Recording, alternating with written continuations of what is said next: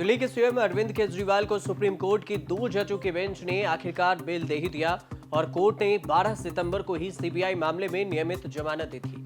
अरविंद केजरीवाल को कथित शराब घोटाले में 21 मार्च को गिरफ्तार किया गया था और लोकसभा चुनाव के कारण 10 मई को सुप्रीम कोर्ट ने राहत देते हुए जमानत दी थी। इसके बाद 2 जून को केजरीवाल ने सरेंडर कर दिया था। इस मामले में ईडी और सीबीआई दोनों ही जांच कर रही है। ईडी के मामले में सुप्रीम कोर्ट से केजरीवाल को 12 जुलाई को जमानत मिल गई थी और अब उन्हें सीबीआई के मामले में भी जमानत दे दी गई है। लेकिन जमानत के दौरान फैसला देने वाले 2 जजों में से एक जज की खूब चर्चा हो रही है। उनका नाम है जस्टिस उज्ज्वल भुइया। क्यों हो रही है चर्चा, कौन है जस्टिस उज्ज्वल भुइया, आपको इस वीडियो में बताते हैं।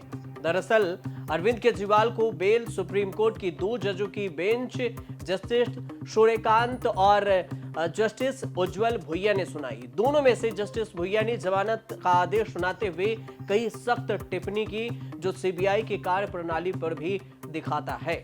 जस्टिस भुइया ने कहा कि सीबीआई को पिंजरे में बंद तोता होने की धारणा को दूर करना चाहिए। सीबीआई को उसके बारे में बने इस तरह के भ्रम को दूर करना चाहिए कि वह पिंजरे का तोता है। सीबीआई के द्वारा केजरीवाल की गिरफ्तारी का मकसद सिर्फ ईडी के मामले में दिल्ली के मुख्यमंत्री को मिली जमानत को बेअसर करना था। सीबीआई का मकसद यह था कि फेल हो जाए अरविंद केजरीवाल की जमानत। जिस तरह से सीबीआई का इस मामले में स्टैंड रहा है, वो गिरफ्तारी पर भी अनेक गंभीर सवाल उठा रहे हैं। लेकिन ऐसा लगता है कि ईडी मामले में निचली अदालत से मिली जमानत के बाद ही सीबीआई एक्टिव हुई है और उसे 22 महीने तक गिरफ्तारी की जरूरत महसूस नहीं हुई। ऐसे में गिरफ्तारी पर सवाल उठ रहे हैं। केजरीवाल को जमानत देते हुए जस्टिस भुइया ने कहा कि सीबीआई को पिंजरे में बंद तोते की छवि से बाहर आना होगा, दिखाना होगा कि अब वह पिंजरे में बंद तोता नहीं है। पिंजरे में बंद तोता शब्द का इस्तेमाल 11 साल पहले भी सुप्रीम कोर्ट ने किया था। उसके बाद सुप्रीम कोर्ट ने इस शब्द को दोबारा दोहराया है, याद दिलाया है। आज से ठीक 11 साल 4 महीना पहले सुप्रीम कोर्ट ने सीबीआई को पिंजरे में बंद तोता बताया था और अब सुप्रीम कोर्ट ने कहा है कि सीबीआई को इस छवि से मुफ्त देखना चाहिए। 11 साल पहले सुप्रीम कोर्ट ने क्या कुछ कहा था वो भी आपको बताते हैं। सुप्रीम कोर्ट के जस्टिस तब आर.एम. लोढ़ा, आज जस्टिस बी. लोंगोर, आज जस्टिस कुरियन जोसेफ की बेंच ने 2013 में सीबीआई को पिंजरे में बंद तोता कहा था। उस वक्त कोयला घोटाले से जुड़े मामले की सुनवाई हो रही थी और सुप्रीम कोर्ट ने फटकार लगाते हुए कहा था कि सीबीआई वो तोता है जो पिंजरे में कैद है और इस तोते को आजाद करना जरूरी है। सीबीआई एक स्वायत्त संस्थान है और उसे अपनी स्वायत्तता बरकरार रखनी चाहिए। सीबीआई को एक तोते की तरह अपने मास्टर की बात नहीं दोहरानी चाहिए। यहाँ स्वायत्त शब्द से है आजादी। सुप्रीम कोर्ट सीबीआई को फटकार लगा रही थी और निशाना सीधा तत्कालीन कोयला मंत्री अश्वनी कुमार पर लग रहा था। सुप्रीम कोर्ट को इस बात पर सख्त ऐतराज था कि कोयला घोटाले की स्टेट्स रिपोर्ट किसी और को क्यों दिखाई गई। पीठ ने 3 घंटे तक सीबीआई निदेशक रंजित सिन्हा को 9 पन्नों के हल्फनामे पर गौर करने के बाद यह टिप्पणी की थी। सीबीआई को तोता कहने वाली सुप्रीम कोर्ट की टिप्पणी पर सीबीआई के निदेशक रंजित सिन्हा ने सहमति जताई थी। कोर्ट की टिप्पणी के बारे में पूछे जाने पर सीबीआई के निदेशक ने कहा था कि कोर्ट ने जो कहा सही कहा। सुप्रीम कोर्ट की यह टिप्पणी सीबीआई निदेशक रंजित सिन्हा की ओर से दाखिल दूसरे हल्फनामे में आई थी।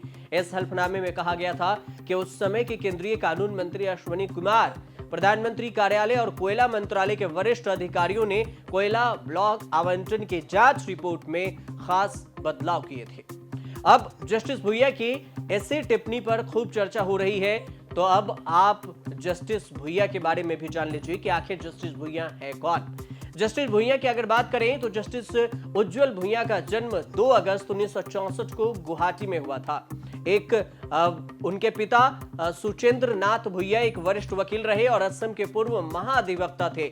जस्टिस भुइया ने अपनी स्कूली शिक्षा Don Bosco high school Guwahati से की। इसके बाद कॉटन कॉलेज गुवाहाटी से पढ़ाई की। दिल्ली के किरोड़ी लाल कॉलेज से कला में ग्रेजुएशन किया और एलएलबी की डिग्री भी ली। गवर्नमेंट लॉ कॉलेज गुवाहाटी से डिग्री ली और एलएलएम बने। गुवाहाटी विश्वविद्यालय से भी उन्होंने पढ़ाई की है। जस्टिस भुइया ने 30 मार्च 1951 को बतौर एडवोकेट एनरोलमेंट कराया और प्रैक्टिस शुरू कर दी। लंबे समय तक गुवाहाटी हाई कोर्ट में अपने पिता सुचेंद्र नाथ भुइया के साथ वकालत करते रहे। उनके पिता भी सीनियर एडवोकेट के तौर पर अपनी सेवाएं दे चुके हैं। जस्टिस भुइया जज बनने से पहले 16 साल तक इनकम टैक्स डिपार्टमेंट के स्टैंडिंग काउंसिल रहे।